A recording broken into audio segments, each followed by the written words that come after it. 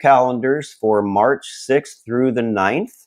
That is the untethered retreat that is going to be taking place here at the Pearl. That's the land that I'm calling, that's what I'm calling this land here. But it's in conjunction with the land, which is next door with the Culpeppers. And Z's going to be a part of that. And Samantha Cardenas will have all of this out hopefully this week.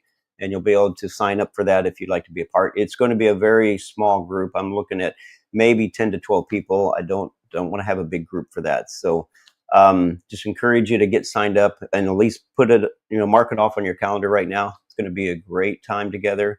We're going to go deep, so be ready. I think that's it. Anybody got anything else that we need to share? And I'm actually realizing I'm seeing the wrong side of my screen to tell whether or not somebody's got their hand up. So John, you may have to help me and tell me if there's somebody that's got their hand up and I'm not paying attention. But I'll call them out for you. All right, I appreciate it. Okay, so I think to set the mood right, I want to go ahead and start with meditation, go into our meditation time. And we'll spend 10, 15, 20 minutes doing some meditation. I'll guide you through it. If you're new here, now I believe we are on Facebook and YouTube. So if you're new to this, there's a couple things that are really, really important. Number one, find a really comfortable place. Find some place where you can get sprawled out if you can, just lay on your back and just be at rest. If you can't, at least get a comfy chair somewhere where you can be at rest. And hopefully not have too many, if any, pressure points on your body from whatever you're laying on or sitting on. Just get comfortable. That's number one. Number two is the breathing. And for me, the breathing is important. If you're not willing to do the breathing, you're probably going to miss out on a lot of the experience. But the breathing is pretty simple. It's one breath, but it's three parts. The first part of that breath is a deep breath into your diaphragm, and then into your chest, and then as if into your head. And you want to do that, hold it for just 3 or 4 seconds, and then let it out slowly. And as you're letting it out slowly, those are going to be the times where we're looking through our body for tension. We're going to let that go. We're also going to be clearing our thoughts and being able to enter into that spiritual realm where, again, I'm going to guide you. And at the same time, I will be guiding you. However, if Father, Son, Holy Spirit, or some other divine entity comes along and wants to lead you in a different way, as long as you know it's divine and of love, feel free to go. Go with whatever, is leading you in that, if it's love. Otherwise, you can just follow what I'm going to be doing, and I'm just going to be taking us into a deep place of peace and rest. All right. So any questions from anybody? I don't see any hands, so all right, here we go. All right, so go ahead and find that comfortable place and get comfortable, get yourself relaxed. We're going to start with a couple of deep breaths. So go ahead and take that deep breath into the diaphragm, into the chest, into the head. Hold it for a couple seconds. Let it out slowly. I want you to begin to just relax your body. I'll close your eyes, rest your body. Just check your body for tension. Let it go. Deep breath. I'm going to start at the feet. I just want you to check your feet and your ankles. Just want you to let them be at rest. Let go of any tension. Let them fall with gravity to the floor, to the ground, to the earth. And deep breath.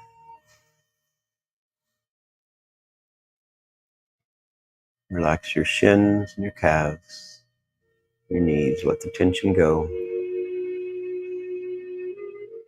Rest. Relax.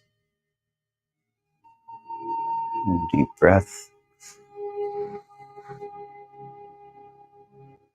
Relax your thighs, your hamstrings, your glutes, your groin, your low back. Let it all come to a place of rest.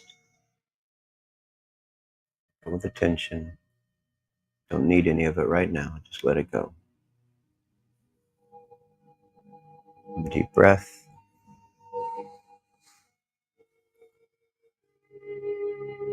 Relax your back and your chest. Drop your shoulders. Drop your arms and your hands. Let them just fall. Wet noodles, just let them be. Gravity do its work. Pull you down. Just rest. Let everything go. Deep breath. Relax your neck. Stretch it a little. Relax your face. Let your jaw drop. Let your tongue drop. Let your eyes just fall into a comfortable position.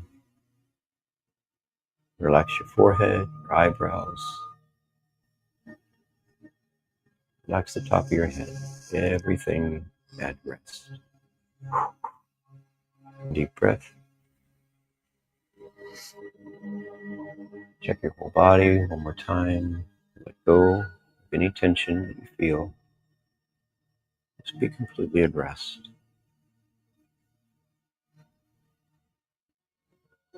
And deep breath. This time I want you to let this one clear your thoughts. Clear your thoughts and prepare the way. Step into the spiritual realm.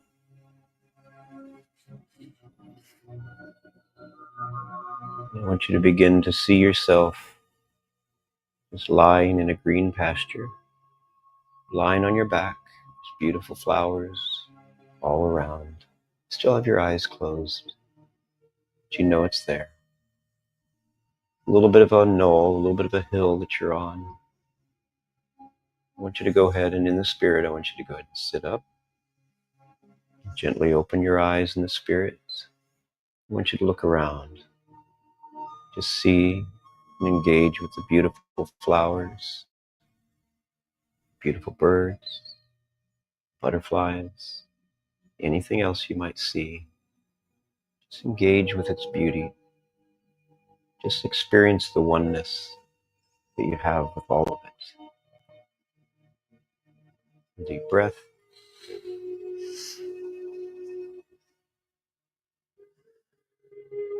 And as you look around, you'll see perhaps the Father, the Son, Holy Spirit, or some other angelic being down at the bottom of the hill next to the river of life. See the river of life just gently flowing through. He's going to motion you to come on down and to join him or her. Just with everything relaxed, still relaxed and at rest in the spirit, I want you to go ahead and just head down to join this being, this divine being.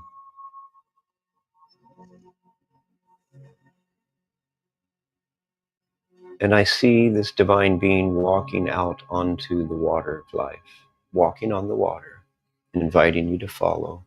Whatever you're invited to do, you can do. Do not worry about falling in the water. We're going to go in a moment anyway. And you can breathe this water. There's nothing, absolutely nothing to fear. I want you to step out onto the water with him. And now you're in the middle of the river. And he begins to allow both of you to sink into the river. Just gently, just carefully. As you sink into the river, you're going to feel this wonderful, wonderful warmth, exhilaration as this river of life begins to touch your skin and revitalize every part of your body, just with this beautiful light and beautiful energy. The love of God, peace, and the joy as you go deeper, deeper, even up to your neck, and then over your head. And remember, you can breathe this beautiful, life-giving water.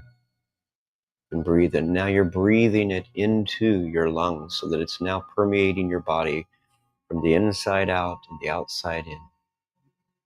And deep breath. Relax in this. Relax in this place. Let it do its work. permeating every fiber of your being, every cell of your body. It begins to change and shift your DNA to be even more loving than you've ever been. And this is by your choice. You can check out anytime you want. You can bail out of this anytime you want.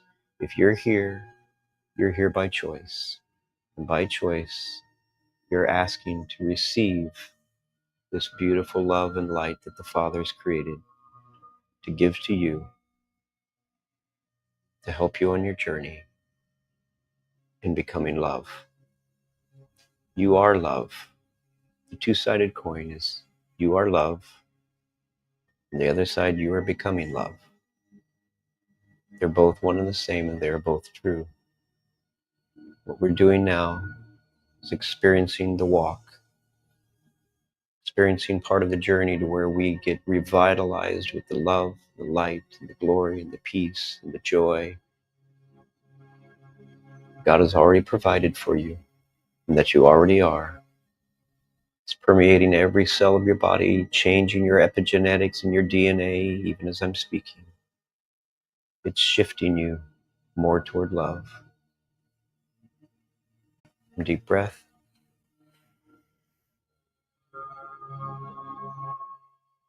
Completely receive this transformation and even the transmutation of some of the darkness that might be in you, that you've allowed, that you've chosen, that you've agreed with. Choose now to agree with the light and agree with the love. And let it transmute those dark areas into new love, new power, new authority in those areas. Deep breath.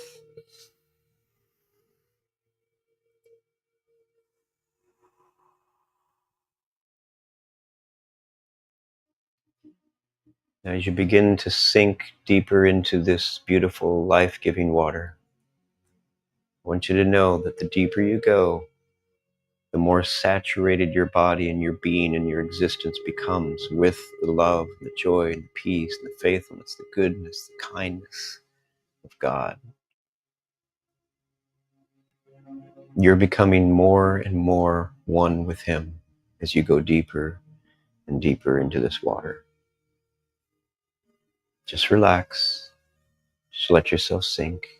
And as thoughts come, things that distract you, things that you got to do, things that you have been told you need to measure up to, whatever it might be, whatever thoughts might come, don't panic.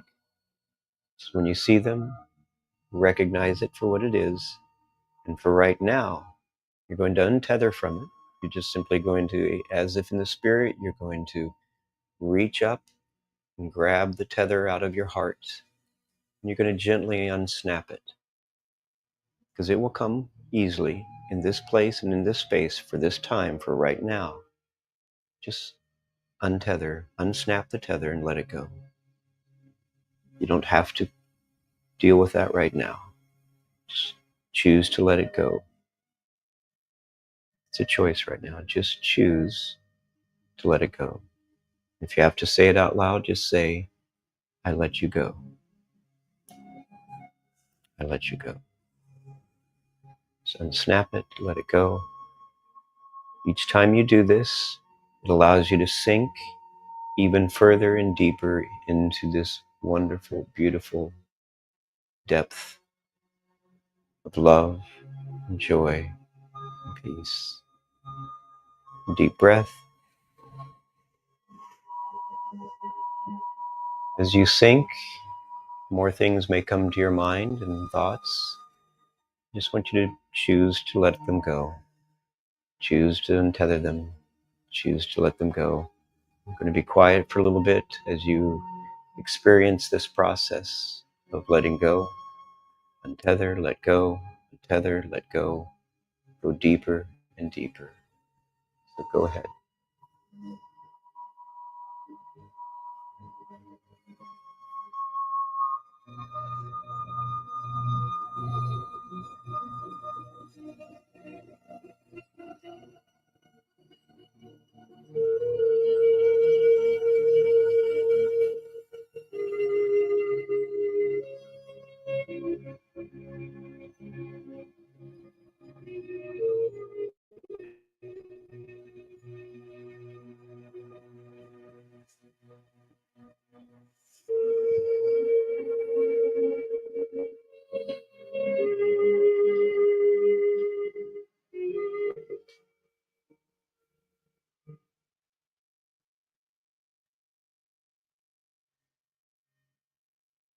Deep breath.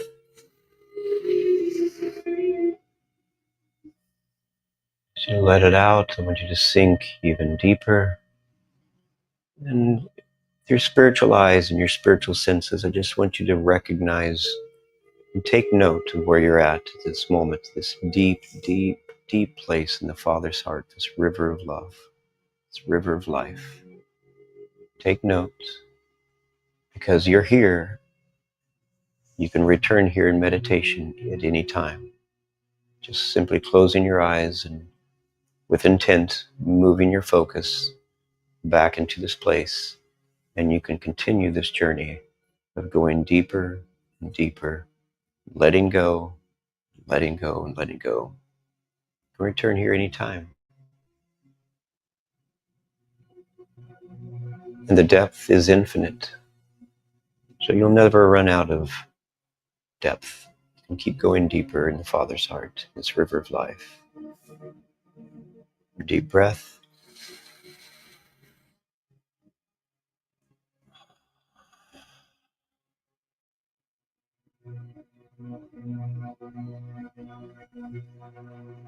In this space right now, I want to give you 3 things to remember, because this is a stressful season for a lot of people. Christmas, shopping, hassle, the hustle, the bustle. 3 things, just 3 things. We want to return and we want to remain and be in this place of peace, love, and joy. It's where we want to exist from. It's where we want to live our lives from. And when we're wound up and running fast and hard, it can get challenging to get centered and to come back to this place of peace and rest. So 3 things. It does not matter which one you start with. It does not matter which order you go in. Let your body, let your soul, and let your spirit tell you which one to start with and which direction to go. The 3 things are, number 1, slow down. Just whatever you're doing, stop, and mentally, emotionally, and spiritually, slow down. Number 2, the deep breaths that we were doing, take those deep breaths. Take however many you need. I often will do 2, 3, or 4 just to get myself centered. And then the third thing is let go. You may not even understand or know what it is you're letting go of, but just choose to let go. You may know very specifically what it is, but choose to let go. So 3 things. Again, it does not matter the order. Number 1, we'll say breathe. Number 2, let go. And number 3, slow down. Slow down. Deep breath. Let that anchor you in this space and place, in the spirit, so you know how to return. And I want you to go ahead and begin to return to this realm, gently moving your hands and your feet, maybe stretching a little bit. And when you're ready, go ahead and open your eyes. Return to this realm here.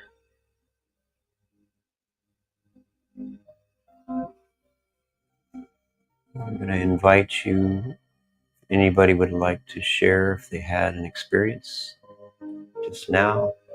And if somebody can kind of watch on Facebook and YouTube, let me know if there's anything there, or actually just read it for me. That would be awesome. If there's anybody writing anything in the Zoom chat, somebody could read those. That would be great. And I also do want to remind you that this is listener supported. So if you are willing to partner with us, you can go to Kingdom Equipping Center.com, and there's a giving tab. Or John and Evelyn usually place something in the chat here. So either way, awesome. All right. It's in the chat. Thank you, John. All right, I'm going to take the music down, and if there's anybody who has anything they'd like to share, go ahead and raise your hand, and I cannot see if anybody raises their hand. So we'll start with Norma. Norma, Hey. all right. Hey, Norma, Oh. go ahead. How are you Hey, doing? I'm great. I mean, this is just a continuation of my whole morning of meditation and how powerful it was to go into the river of life and to go so deep with the family, Father, Son, and Spirit. And that place is just the heart of Father, Son, and Spirit. It's like this place of union and communion where I am home. I'm at rest. I've let everything go, all my thoughts, emotions, which I'm learning to not let them rule me or run me, but to not run from them, just to almost like enjoy them with the family in this place of home, the garden of delight, really the garden of delight, where the family is delighted in me and I'm delighted with them, and the oneness. Amen. It's like no separation. It's like, wow, if the world could know this peace and this joy and even laughter and humor, that really the difficult emotions can be turned into just joy and laughter. It doesn't have to be it's a choice. Oh, exactly. Thank you, Mr. Choice. Exactly. And so I am learning to just allow what comes up in meditation that the family wants to work on with me, not in judgment, but in absolute joy and laughter and humor. Like to be able to laugh at myself when I was raised so differently, like with, religion beating me up. Because, that's what religion does. And to have this atmosphere of true faith, true unity and union and in this love bath, this love river of just sparkling sunlight and the light of the family, where there's no worries, there's nothing to hold on to, there's nothing but, oh boy, it's Christmas and I get to enjoy it without stress this year, because everything is and becomes as it really gets to be. No force, nothing. It just gets to be. So I get to put out the desire to have the most beautiful Christmas tree ever, which the family led me to. I was striving to get that tree, and I had to let it go and go the next day. And I found it with the family. And then the shopping. It's like, oh, what am I going to get people that don't really value? Oh, no. And not overspend, or it's like, oh, and then I just let it go. And the shopping trip with the family was great yesterday. Love it. Love it. So it's like de-stressing so that I don't have a tense nerve or muscle in my body or brain or isn't that great? To be at rest, to stay at rest is, well, I'm learning. It is great. And to have it 100% of the time. Breathe. Oh, stay in that breath. I'm relearning how to walk, actually. I am taking this Pilates with someone that is so spiritually heavenly minded, and literally I am not taking a breath or a step without aligning my body with, just beautiful alignment. But it's with the family. It's not just Pilates. It's Pilates and the family. It's breathing and the family. It's Norma and the family. Love it. It's like all working together for good. So thank you. So good. Thank you, Norma. All right. Thank you, Norma. Larry and Debbie are next. Okay, Larry and Debbie. Actually, I got it set up now. I can see. So go ahead, Larry and Awesome. Debbie. I think I got something fixed. Good morning, everybody. And I just wanted to say Marilyn said hello on YouTube, so put her out there. But, All right. yeah, wonderful Blessings. wonderful engagement. And I'm because of a breathing issue that I have, I start to cough sometimes when I do deep breaths or different things. And so I've been trying to find different ways to engage with that. And I felt like instead of focusing on breathing, I'm focusing on being. And of course, my body is naturally going to breathe. Now I realize we're doing specific breathing to take energy in. But again, I was able to focus on being that flow of energy, and I didn't cough a bit. So I'm going to keep focusing on that. And I just want to encourage everyone. We didn't mention it yet this morning, but Telegram, the Telegram group for Kingdom Equipping Center, Kingdom Talks Media, has been fun. So I'm hoping that people will continue to try to find their way over there. And I'm loving the conversations. Yeah, they've been great. And Debbie, everything? Just welcome, Z, and it's a beautiful morning. Yeah, welcome, Hi. Z. Thank you for having me. All right, thank you, Larry and Debbie. John, go ahead. Hi, everybody. God's been doing some amazing things in me lately. I was just so grateful for this opportunity to continue to practice and enjoy the method that Gil is presenting to us. Something that I learned while I was in Hawaii was that I am not my thoughts, I'm not my emotions, I'm not my feelings, I'm actually not my body. I am is the living God that's living inside me. Like was brought to a revelation I'm getting is like Jesus didn't actually say that he himself, as the man Christ Jesus, was the way, the truth, and the life. He was saying, I am is the way, the truth, and the life. I am is the resurrection and the life.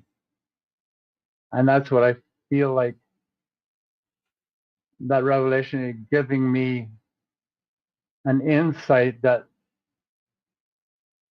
I really do have the same authority that he had when he walked on the earth as a human being. Yeah.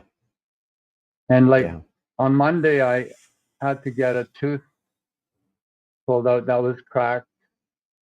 And I was able to totally separate myself from everything that was going on and put my body into such a relaxed state that when he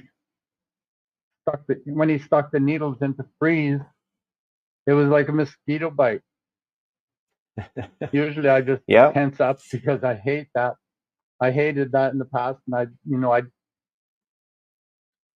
forcefully threw that out of my mind and just relaxed. I was so relaxed through the whole thing. And they were saying like they were having a tough time to pull the tooth out, and the I am in me commanded my body. I said, let go of the tooth. Come on, let go. And shortly after that, the tooth just came out. And they were done the whole process in half an hour. I thought I was going to be there for a whole hour. And they had made, they took the blood and all that stuff to make the bone to stick it into the hole that the tooth created. And it was like a breeze. So cool. And that's, that's the amazing thing. And now when we did this breath work, my body, I just let go of my thoughts and stopped thinking and just went into the self that I am, the I am, and let that be activated. And I'm getting such deeper revelation of who I am is. Yeah. In It's you. the same I am that sent Moses to deliver the children of Israel. That's the I am. Yeah. I think that's what the I am in the Bible is talking about. Whenever Jesus says I am, whatever all the I ams are, Right. Right. they're all enough. That's good. That same I am is enough. And we have the same life that Jesus had when he walked on earth. So we're not really So good. just a human. Never say I'm just a human. This morning I heard someone on a podcast, he said, you know that guy Emoto who did those experiments on water and froze it. He says, don't think that if you can actually make water change its form by saying I love you, how much more are you going to be able to change your body and your being when you say I Right. love you and everything Yeah. inside of you. Yeah, we Love are those so much people. more When you powerful. say I love you to other Yeah. people, it brings a change. So So good. thank you for letting me share. Yeah. I'm Thank you, excited John. about what is in tune for me. Amen. Amen. I All right. feel so free, so much freer. Well, Thank you. Thank you, John. Appreciate it very much. All right. So I don't want to run out of time. So Z, I mean, we're going to have 20, 30 minutes, 15, whatever you want, for you to go ahead and just share a little bit of your journey. And, one of the things I'm wanting people to really get and understand is a better understanding of the Muslim faith and what it really encapsulates versus what most people in America probably believe who are not Muslim. Yeah. So go ahead. I think people's views are just changing in general now that people are less afraid. Yeah. And there is a lot of Muslims now in the States that, oh, your neighbor now is Muslim and you meet them. And so that fear kind of evaporates when you start to meet Muslims. Yeah. My name is Z. I was born in Los Angeles. My family, for the most part, my extended family does live in Los Angeles, but I have like over 40 first cousins. So I'm going to say like we're split between two countries for the most part. But a huge chunk of my family lives in LA till this day. My immediate family moved back to Lebanon when I was 5 years old. John tried to say something, but You're fine. Okay. We moved back when I was 5, and I was there up until I was 20 years old, and I moved back to Los Angeles at that age, and I've been here back in the States for 14 years now. In that time, I was raised in an Islamic family. I have family members who are very religious and very faithful to the Islamic faith, and I have other family members who are more chill. They'll call themselves Muslim, but maybe not as practicing. And then you have the family members who are just, oh yeah, I come from a Muslim family, but not really Muslim practicing at all, that kind of thing. So we're kind of mixed in that degree. Sounds a lot like Christians. Yeah. Yeah. In Lebanon, it's like 60-40. So 40% of the population is Christian. My family name in particular were Christians and Muslims. So from my first name, you can tell it's a more Muslim name, but my last name is, you'll have both in the Middle East. Mainly it's Syria and Lebanon. But yeah, so I was raised around diverse religions, different sects of religion. I also went to an Islamic school most of my life, throughout my entire childhood. It was very, it was a really, honestly, it was a very strict school, but it was a very science-oriented, history-oriented, just like a huge chunk of information, like always fed to you. And me being me, I loved history. And I loved religious studies, even though like I'm not a very dogmatic person. So I don't know why I didn't just like fully embrace Islam as in like, oh no, I need to go pray right now. I need to make sure I'm doing all these things. I don't know why I didn't embrace it in that way. A lot of my family members do to this day. But I loved history and I loved the stories. So I would be just listening intently in class when it came to those things. Other things was very hard for me to sit through, physics class or things like that. But when it came to history or Islamic studies, because we take history, which incorporated just religious studies in its own way, because that's part of history. And then we had Islamic studies, which was literally just filled with stories of all the prophets. And then we had Quran studies. Quran studies, Islamic was more my favorite, because more so than Quran, because Quran you're just sitting there memorizing it, which I didn't really care for. I cared to learn the meaning behind the Quran. It wasn't until I got older though that I decided to read the Bible and started to see the similarities between the two.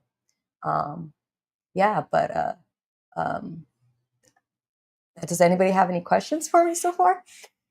Now I know some of you got to have questions, so and you can go anywhere. I think she's pretty open to discussing even current events, and you're going to get a different perspective if you go down that road. So just be aware. I think many of you are kind of already aware of the other perspectives, but Z's definitely got the behind the scenes family. And you mean the political stance? That's kind of something I was just born into, being raised in two different places, and you see two different sides to things. So it is a totally different perspective. I think, though, in America, when people started to shy away from the mainstream media, especially people just like my generation, millennials, younger, there's some, like my older sister, she's, I believe, a Gen X. So even Gen Xers, like they were kind of shying away from the mainstream media. They started to kind of do their own research.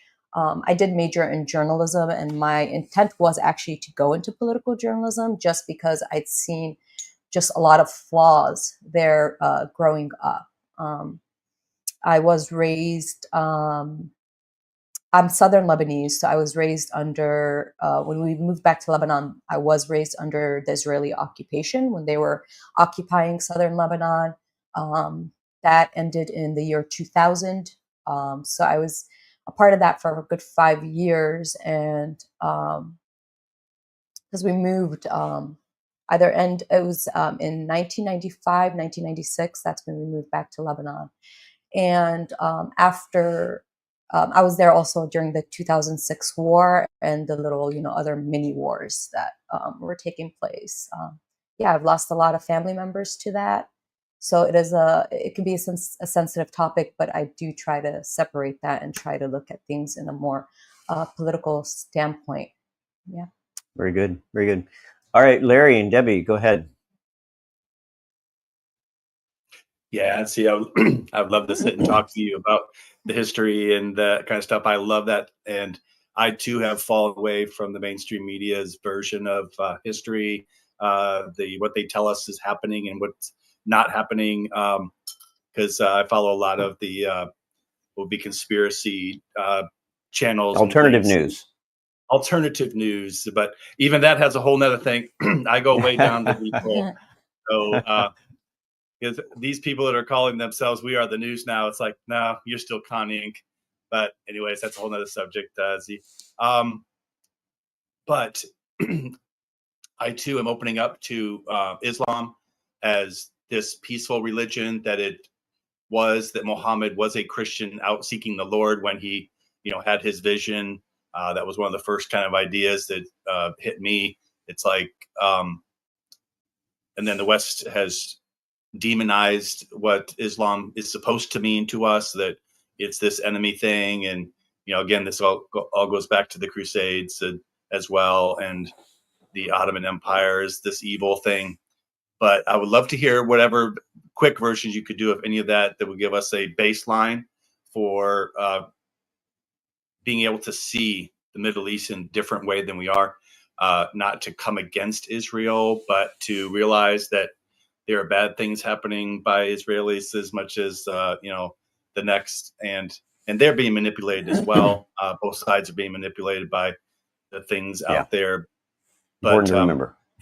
Yeah, but I love it, and it's a recent experience for me to look at Islam in a different thing. So I have very little to go on yet, but I'm starting to watch more videos, and I'm an Uber driver, so I get the chance to meet a lot of different religion and people that carry a different perspective, and that's been so helpful, particularly because I'm not trying to convince them of my Christianity, which I have really moved a long ways away, which again, this group is a big part of that, we're not toting the doctrines of the biblical stuff we've been told for 30 years. But anyways, talk to me.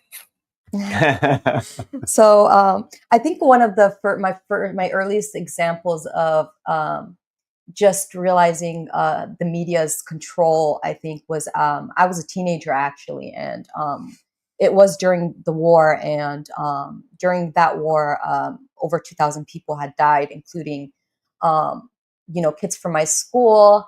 It was a whole change of perspective, even for me. And one of the examples is they said on the media that they told us, the civilians, that we had 4 hours to evacuate and that they're going to start bombing.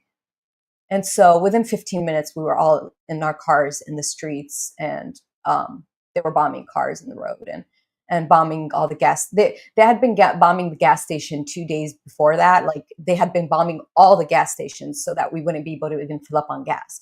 That's one of the first things they started bombing. And so we're just sitting there, like, we know they haven't started bombing the houses, but we're just watching the missiles, and the earth is shaking, and we're just making sure we're not next to windows. But at one point I was sitting with my uncle on the balcony and just watching the missiles, and he's like, "Don't worry about it. Right now they're just targeting the gas stations." And then a couple of days later, they told us, and they put it out on the news, especially on the Western media. We had access to both in my household, but that they're giving us 4 hours to evacuate, and that was a lie. Within 15 minutes, they were bombing us in the streets. I personally just knew I was going to survive, and I know there's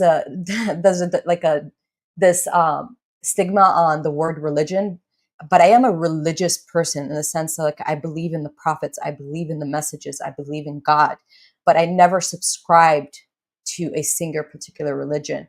But I knew in my heart, like, even though I was sad, I knew in my heart I was going to make it. There was no doubt in me at that point. There was actually a strength. Something happens when you're in those situations. Something comes out at you that you really don't even understand, but it's a strength in you that you just don't really see every day. So my faith grew at that point. Like, I had a real strong faith in that, just knowing that it was going to be okay. But that was one of the first, like, I remember looking back at that and being like, oh, they're lying. Why are they lying to us? Why are they telling us to get out and then they're bombing us?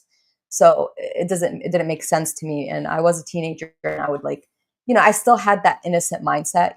It's like when you're a little kid and you're just looking up at your parents and you're seeing your mother yelling, and you're thinking, what? An adult's not supposed to yell.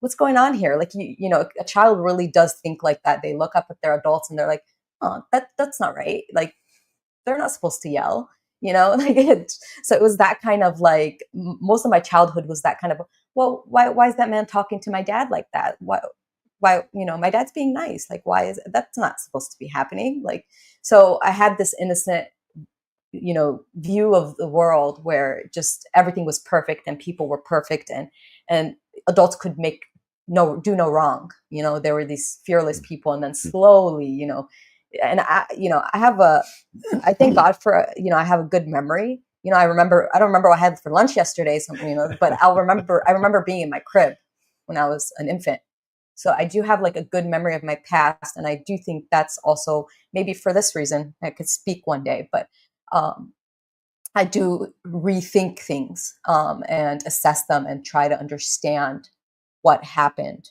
Um, One of the things you mentioned was ISIS. Mhm. I think something that people all around the world don't realize is that, you know, these Middle Eastern countries, each country has its own identity. So, you know, in the West, what happens is that they put us all together, like as if we're this one thing, like as if we're this one entity with Iran, we're this one entity with Saudi Arabia. Like we're all different countries. You can't tell a Mexican he's Cuban, you know, like it just doesn't work that way. But I think for a while, the West and big part of the world saw us as this one big entity. So we'd feel like, oh, like one country would feel punished for the deeds of another country. And that's what would happen. It would be one country gets punished for the deeds of another country. When ISIS started to pop up in Syria, it was actually in Lebanon when we were hearing about what was happening in ISIS coming up, and people were like, well, what, are they good? Are they bad? And I remember my mom and her friends talking about it. We don't know what's going on. Everybody was still confused.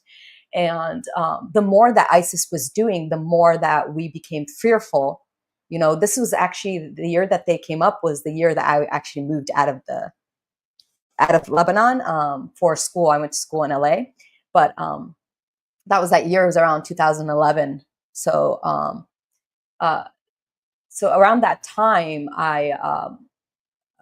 ISIS, by the way, never was able to get into Lebanon. Lebanon fought them off. So there's this misconception, oh, we were pro-ISIS. We're not. We fought them off. They never actually were able. They killed a lot of people on our borders, but they killed a lot of people in Syria. And they weren't able to really get in and infiltrate Lebanon. Thank goodness for that, because a lot of people would have died. ISIS in particular, they were killing Muslims. They were killing in particular Shia Muslims, and they were killing Christians. And that was a fact. And we knew that. And 40% of Lebanon is Christians, you know, and another 32%, I believe, is Shias. So we're a big melting pot. Like, and this is something I tell Gil about Lebanese people in particular. Like when this war happened in Lebanon in the south, my parents' village is all gone just since March. It's gone. It was a village. Majority of the population was elderly people. So when they left, my sister was living in Beirut with above in an apartment with Christians who took them in, Christian families. My mom and my other sister, same thing. Her friend took them in, her friend's family, Christian family. In Lebanon, when these things happen, the people come together because it's about nationality before it is about religion and about your religion. Because we understand and I can't speak for like Saudi Arabians, I can't speak for Iranians. That's kind of the point. I could speak for Lebanese people. And in Lebanon, people will come together in times of war to protect one another because we understand. And this is a patriotic thing. You know, I come here and I feel that same patriotism here in the States, you know, of like, we are one people. We need to unite when our children are being killed, when women are being killed, we need to unite and we need to protect each other. And that's what happens every single time. In 2006, my family stayed with a Druze family. It's a different sect of Islam too. And it's just like, I'm very proud of that part of the country, is that they will hold each other in times of need. In Syria in particular, and this is my sister told me this story. She has a friend, she's a Syrian Christian woman. And she told her was living in Syria during that time. She moved to Australia now, but she was living in Syria at that time. And she said ISIS came into her village and was killing people. And the Lebanese army was there. And it was actually Hezbollah army. And she's like, they saved our lives. I was shocked to hear that. She's like, she had his picture hanging on the wall, their pictures hanging on the wall. And she's like, they saved our lives from ISIS. Now that woman had to leave her country and she lives in Australia. But, you know, so these kind of things where they kind of make us one with ISIS, but actually a lot of Muslims fought ISIS off. Yeah. So now, again, I'm not into bashing anyone, Mhm. but there is a place for truth and revelation. Mhm. And again, I think most of the people, we're kind of preaching to the choir, so to Mhm. speak, but there may be other people listening that don't understand this, that don't get this, because there are a lot of people that are just 100% pro-Israel Mhm. without understanding that there are sects and groups that are doing things out of Israel that Mhm. are not kosher. That's a good word to use in that case. Yeah, I think there's a difference between being Jewish and being a Zionist, in my opinion. A lot of Jews converted. They converted during times of Jesus. You Mhm, know, mhm. I took a, and my brother did too, but I took a gene test just to kind of see what's going on because I. Coming to America, I've been constantly told, "Oh, where they do that because they're Arabs and they're invaders." And, when the Arabs did come in and knowing the history, they didn't just slaughter everybody that was there. They didn't. People did convert. There was a conquering, 100%. But conquering doesn't necessarily, even throughout history, historians will tell you, conquering doesn't necessarily mean they butchered every single person there, right? They conquered the land and Islam did grow in the land. Not everybody converted. Some remained Christians, some turned Muslim, and it was a big majority of Christians that converted to Islam, but there was also Jews, a lot of Jews in the region, and they converted too. So this whole blood thing is like we're all mixed all the time. And so when I took that gene test, I honestly thought I would just say like, oh, Middle Eastern, and for the most part, that's what it is, 99% Middle Eastern. But there was 10% of that because I'm Levantine. That's a majority of my gene results. It said they circled Israel and Lebanon as my ancestry of origin, and I'm 7% Arabian. So there's that. So I do come from the Arab world. 7% bloods do mix, and I'm that's nobody's really To be pure blood, expected. right? Yeah. Yeah. And there was though something interesting that I found was 10% Southern Italian. So I was like, where did that come from? Because like my dad has a book of all his his ancestors, and it's pages long. I remember looking at that growing up, and I don't remember ever being like in our family we never spoke of having an Italian, and 10% is significant Hmm. number.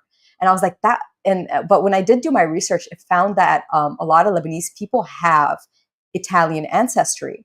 And what Maya came with the conclusion of like that must have been during the Roman times when the Romans were in the Middle East. So like we've had people come from all over the world, and the blood's mixed. We even mixed with the Romans that now like you're 10% in particular. They're like southern Italy, so I'm Sicilian, 10% Sicilian. And I found that very interesting. I'm like, oh, well, that kind of puts my family in particular on the land since the time of Jesus, if not before that. So that was very interesting to me too. I also, and what's interesting, and this is an Israeli geneticist that figured this out. He did a study on, I should find his name, but it's not coming to me right now. But he did a study on these remains that were found in the region, and 80% of the people that are already there actually still the DNA matches those remains, and those remains were dated back 4,000 years. People don't talk about that. So I do think there is this fight against just natives in general, all over the world, wherever there's native, wherever there's history. If you look at what Hitler did, he destroyed history. If you look at what King Alexander the Great, he destroyed history. The Romans burnt everything to the ground. They just like something about destroying history and confusing people and confusing their origin is just, I think it's just to rewrite history and their image dominant. and to be dominant. Yes. And it's just like, at the end of the day, it doesn't matter. We're all human. Like that's the essence of who we are. It's like we're human. Yeah. God breathed life into us. We're a part of God. We're supposed to bring heaven to earth. That's like why we're here. But there is this agenda going against humanity. And it's not really religion. Religion's just used. It's just like the darkness uses religion to pin us against each other. It's like perverting God's religion. God gives us this beautiful message, and then something outside of that comes in. It's like, oh, people love this. Let me distort it for them.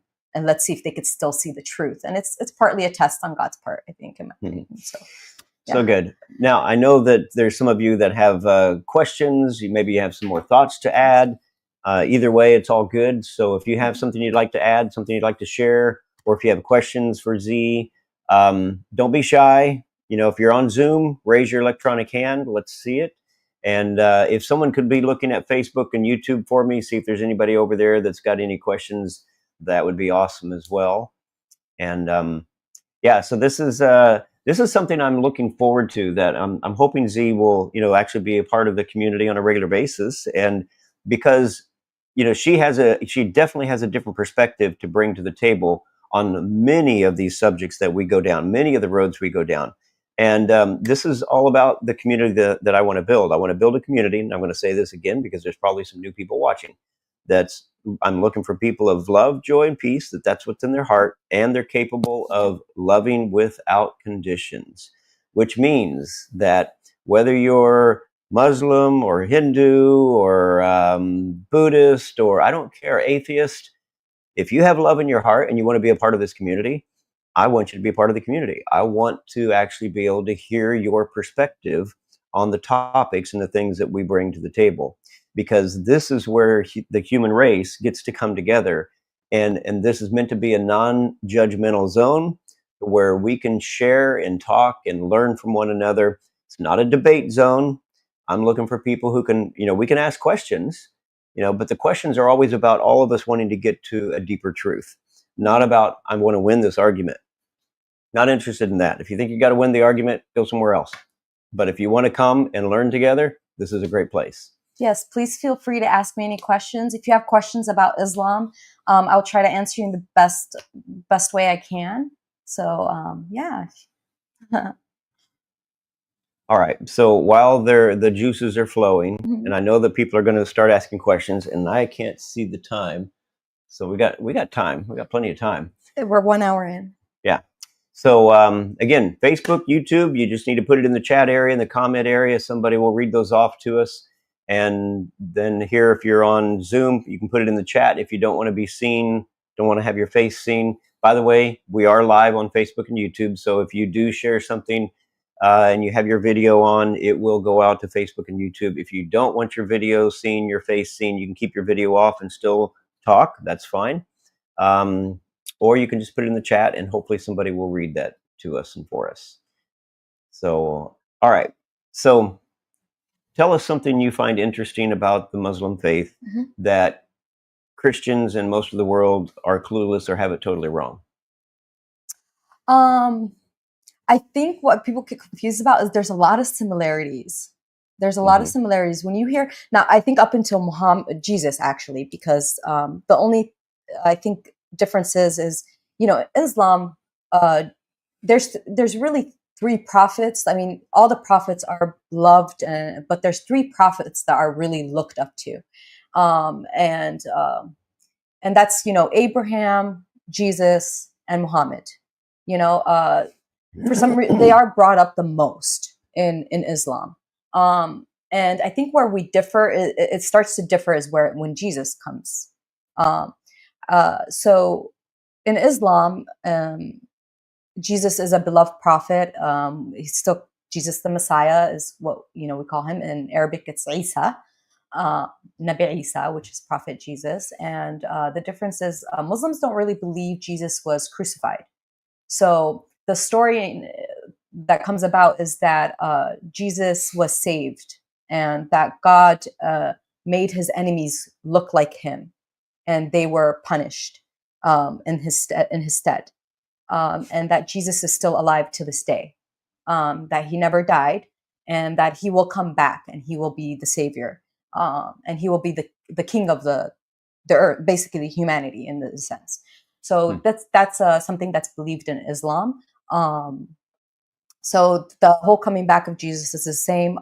They don't, in Islam, they don't believe that Jesus is the God, the Son of God, just like we are all the children of God, yes, but not God himself. And they don't believe that God can be in, God is everything, you know, part of God is in us, but they don't believe that God can be condensed into one human being, one entity in that way. So he was a messenger of God in us. Yeah. Okay, interesting. And that I didn't know that they believed that Jesus is going to come back Oh and be. yeah. I didn't know that. There's but- the sect Shias, which is like my family. They believe that with Jesus is going to come Al Mahdi. Hmm. So there's a few that are still alive, and the other two, the witnesses, I think they think Ya'ub, and there's others that never died. Mhm, mhm, Ya'ub is Jacob, I believe, mhm, and that mhm. have never died, and that they're gonna like Jesus will come with an army. Okay. Yeah. And that's scriptural. So Yeah. anyway, it's You know? interesting, different perspectives And of what I'm those like, verses yeah. might mean. Yeah. And I also love prophecies. So like the Book of Revelation is one of my favorites. So like I look into that, and there's also in Islam there's similar prophecies. And so I'm like, whoa, we have the mark of the beast. The Book of Revelation has the mark of the beast. I'm just like there's stuff happening right now. Very interesting. The things that are happening today are taking me back to religion, because as a kid I would be thinking like, oh, maybe this is probably not going to happen in my lifetime, if it's going to happen at all, who knows, like that kind of thing. But now I'm like seeing things unravel that, wow, very interesting. Yeah. John and Evelyn, go ahead.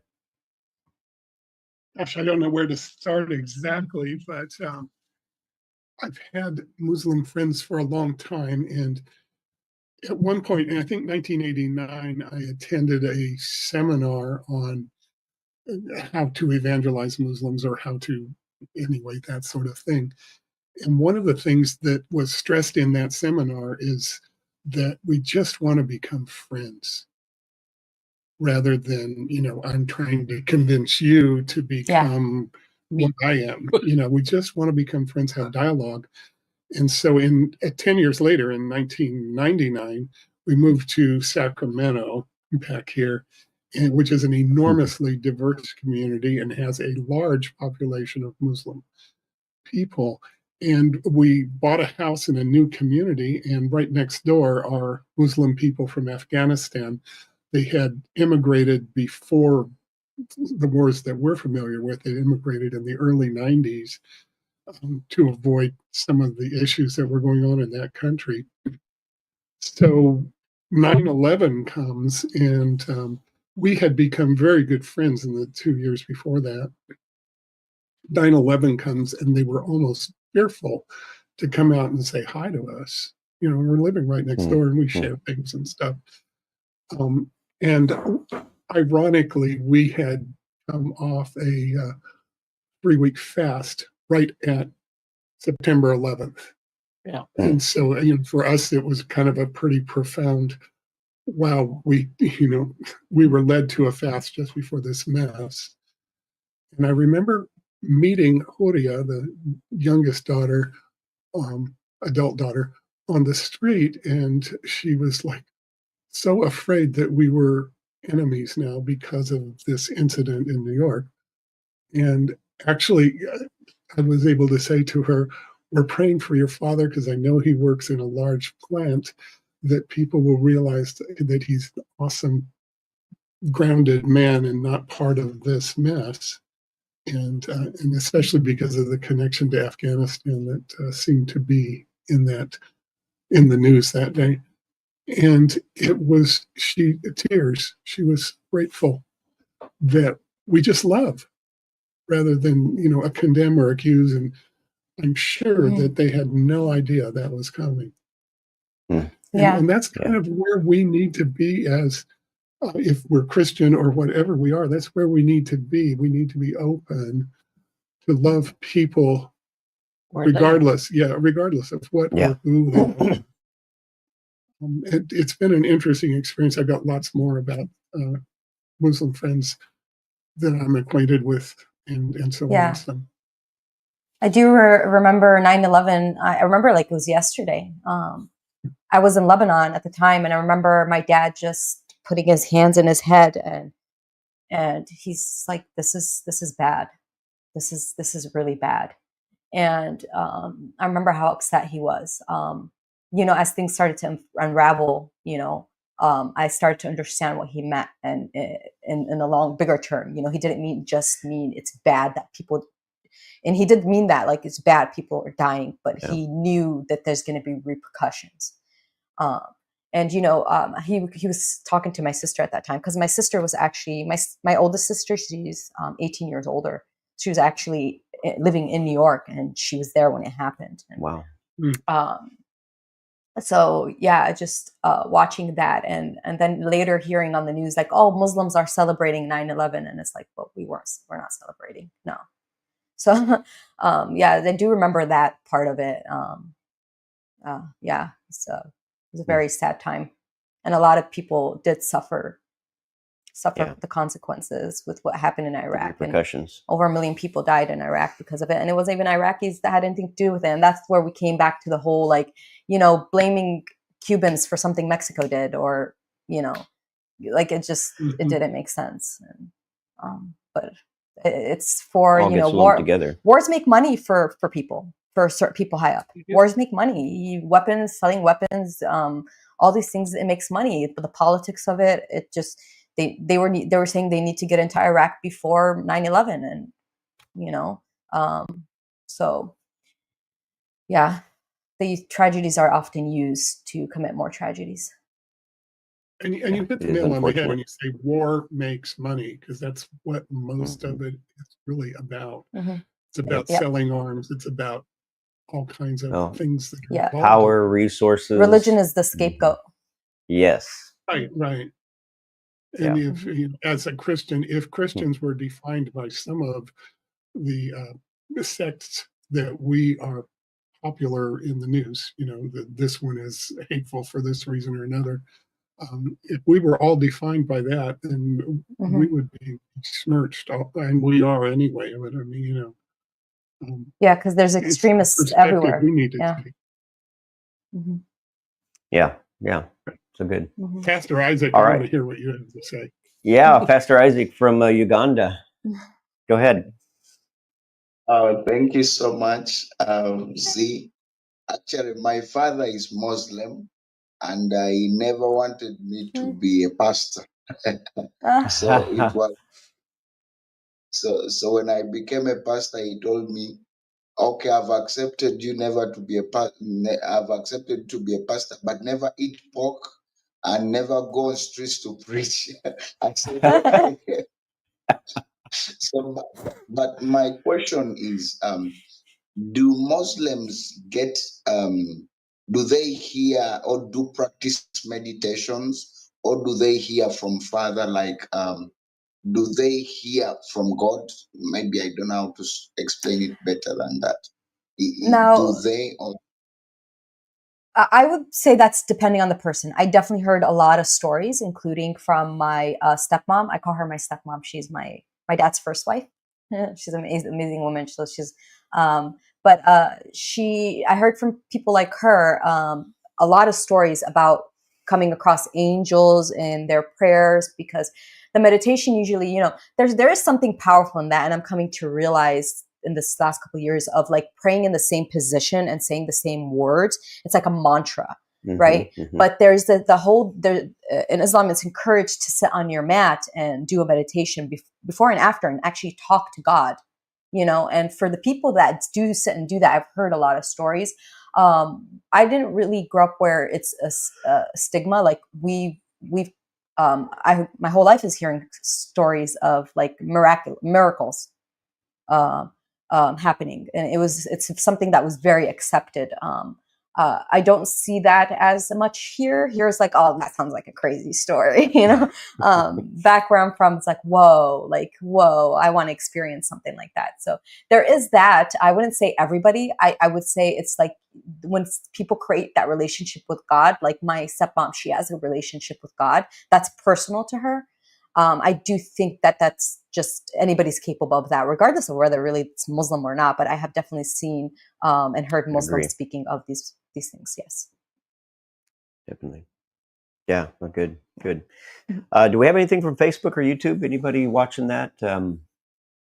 How's that coming? Or anybody? Yeah, nothing on YouTube. I've been watching YouTube, but okay. A couple people are listening. They're still they said hello and things, but I do have one since I stepped up. Yeah. Because Debbie and I are part of Hebrew, we studied the Hebrew letters and have a mystical engagement with the letters. So we don't speak, Hebrew, or nor do we practice Judaism. But I would love to hear with your because you're saying Arabic, right? You have Hmm. an Arabic. Yes. So what words in our English translation of the Bible do you think we really have messed up? Elohim, that's Oof. one example. Or which ones have you come across that you say, oh, well, judgment means so much different? I mean, Gil could probably bring up a few more. Hell, and we talk Yeah. about this a lot. One word is coming to mind, and it might shock you guys, but a word that's been tainted and corrupted is the word jihad. Jihad literally means a soldier of God, and it doesn't mean necessarily to fight physically. It's just to be a warrior of faith. And it's just been so corrupted. And I think that was a CIA thing. It's like, coining the conspiracy theory. So it's just like, it's such a beautiful word. And jihad, it has this extensions. It's like bravery, faith, commitment, stability. Like it's also like this practice of like this being, and I'm blanking on the word. So it's many words explain this one word, but it's been turned into this tyrannical thing. Yeah, So just like the word judgment. Actually, yeah, So because judgments is the actual definition of judgment is to make sensible conclusions based on the perceptions, observations you're making.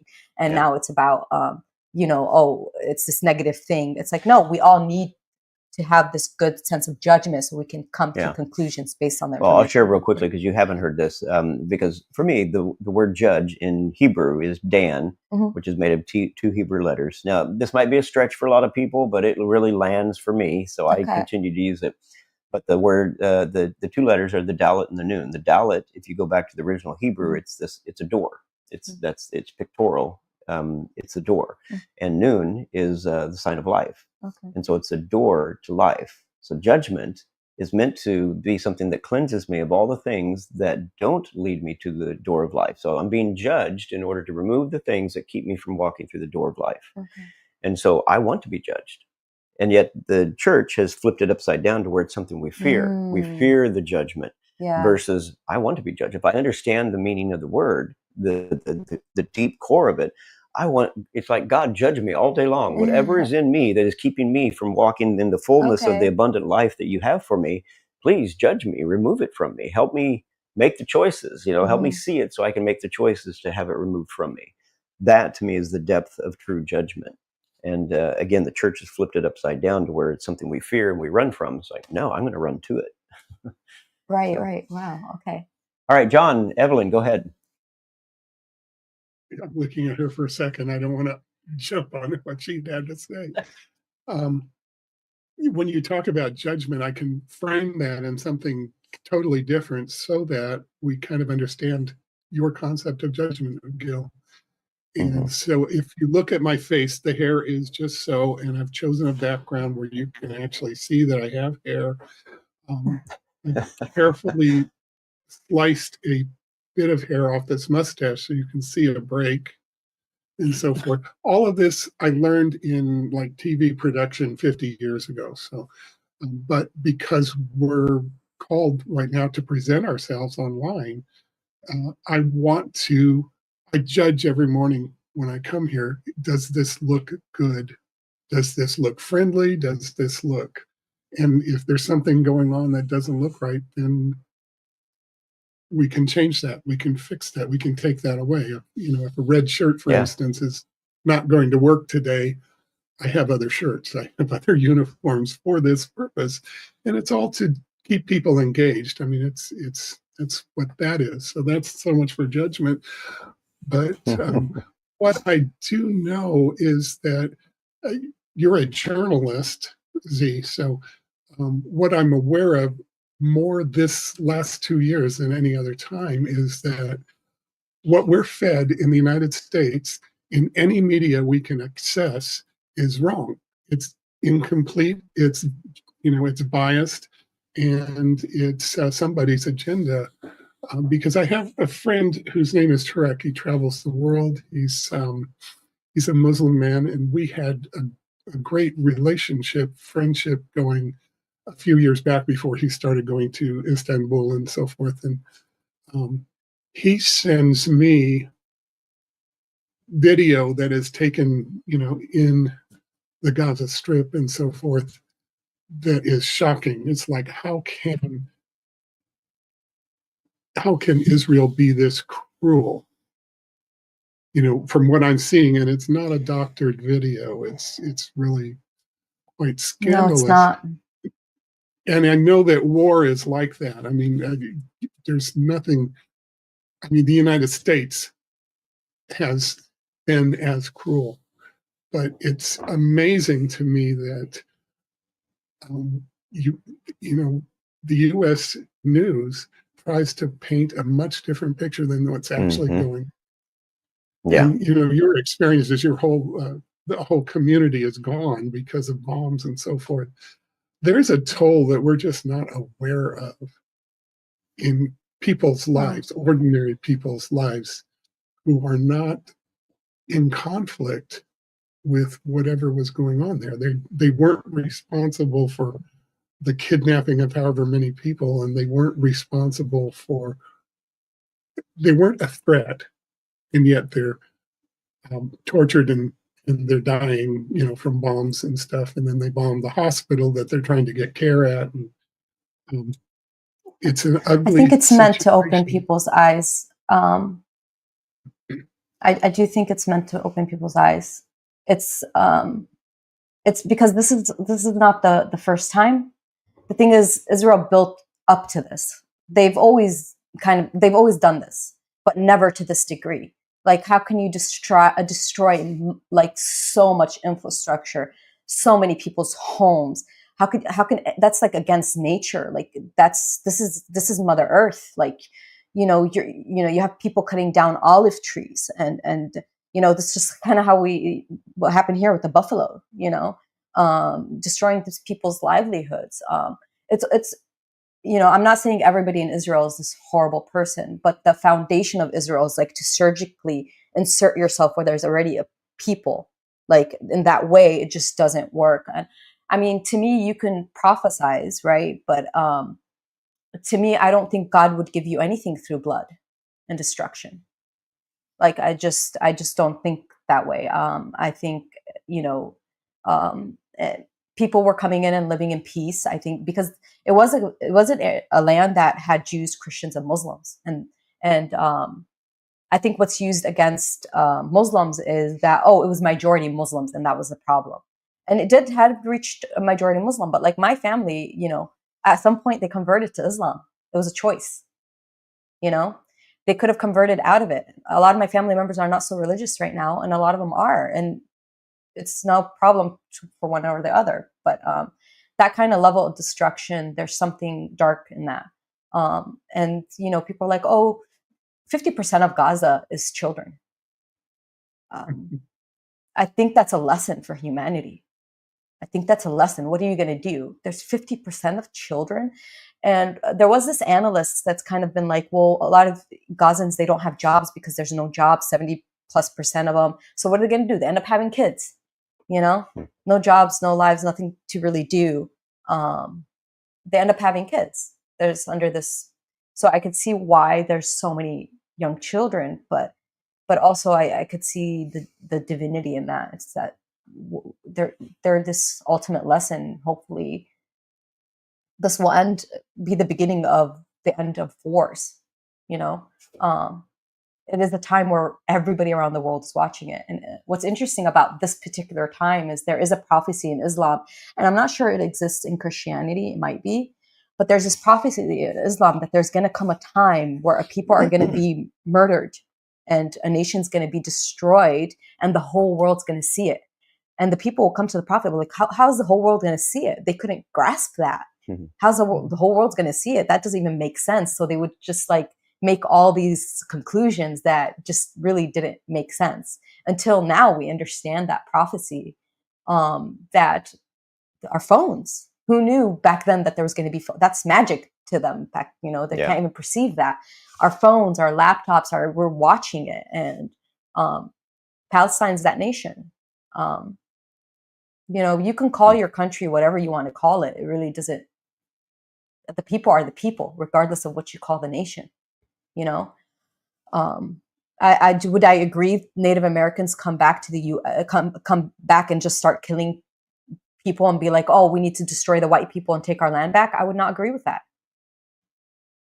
Would I agree right now that we should go and annihilate all Israelis and take? I don't agree with that. But what's happening does need to stop. That's We're on something. the same page there. What I know, the United States has never been attacked on our shores, really. I mean, Hawaii and New York City.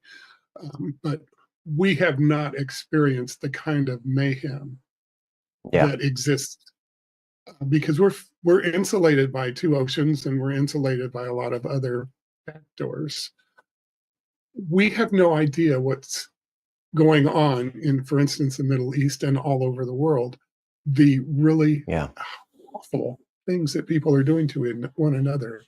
And so it doesn't even enter our prayer life as, an urgent matter, let's say, because The media will not show us, and we don't have that personal experience of having our city bombed or having, what do we do now? We have natural earthquakes and things like that to kind of give us a sense of it, but we just don't have that cruel experience. Well, and so look at the resources in the Middle East. So much oil in the Middle East. There's even gold in the Middle East. We were known as a gold, like my grandma would tell me, yes, they would walk to Palestine. It didn't matter if you were Lebanese or Palestinian, you knew, but you would just walk down there. It's like people dealt with gold and wheat. I remember when I was a kid, gold being cheaper in Lebanon. It's not the case anymore, but it's a land of like that had gold, and they don't speak about that very much. And it has a lot of oil. Right.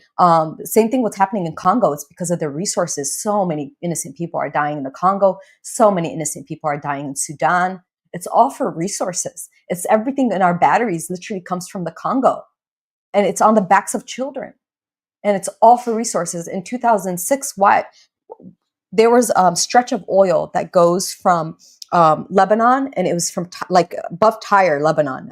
It's a city that goes Sidon, Tyre, and all the way to Israel and Gaza, even on the Gaza shore. And Israel kind of altered the map and saying, this is our oil. Cyprus came in as the mediators, and they're like, whoa, whoa, whoa. This is Lebanon's oil. This is Gaza's oil. This is your oil. Now, Gaza, they don't have any financial, they can't drill that oil. So it didn't really matter.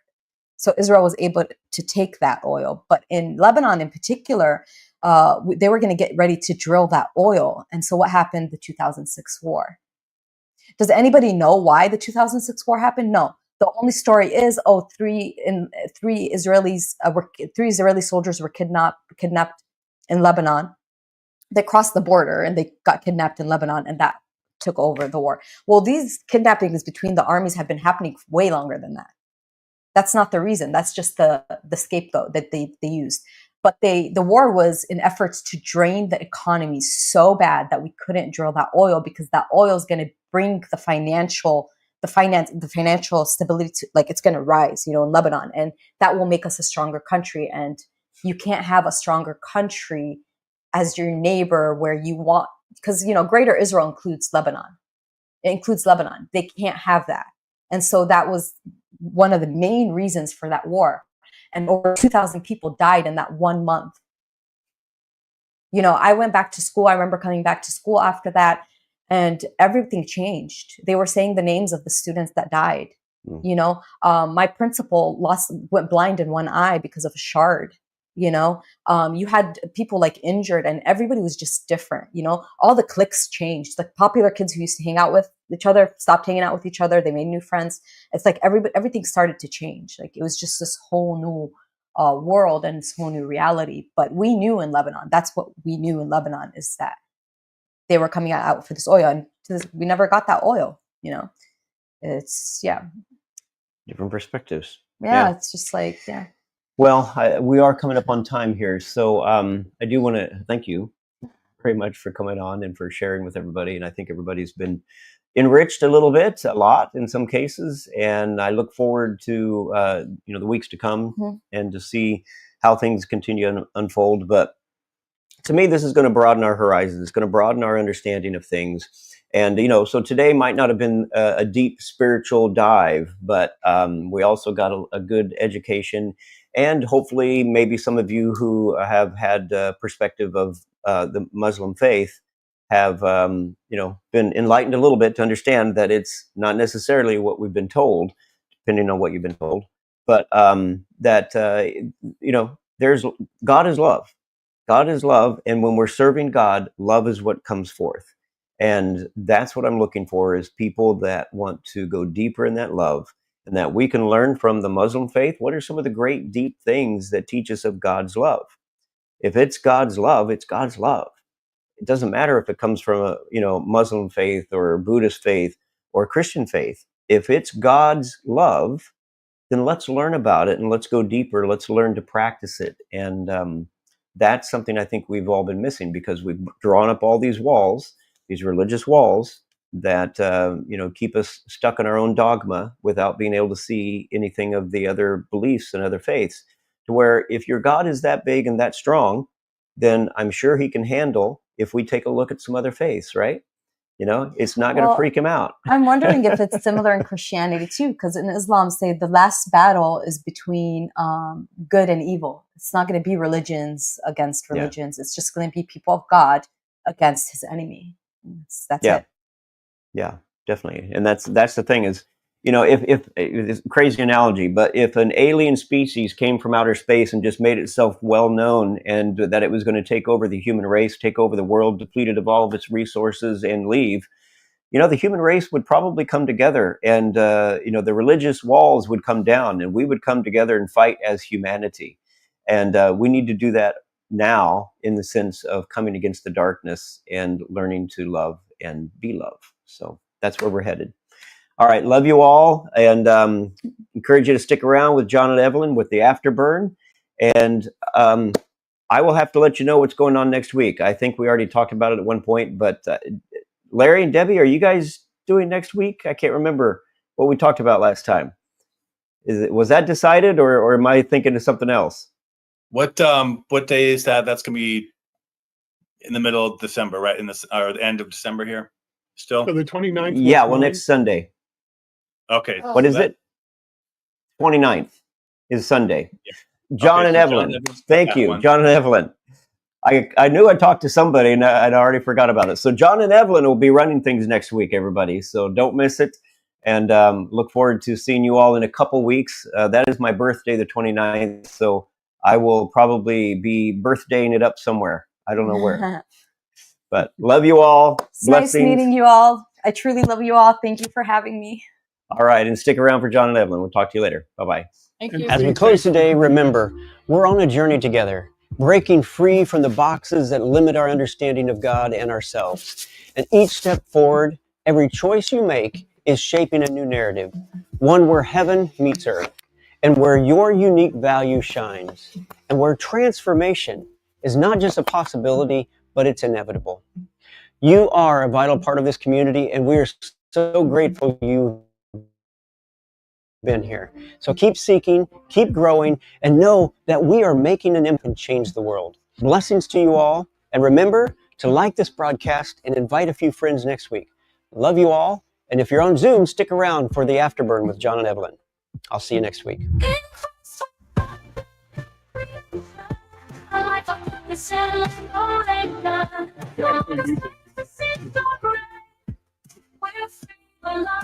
In Jesus' name.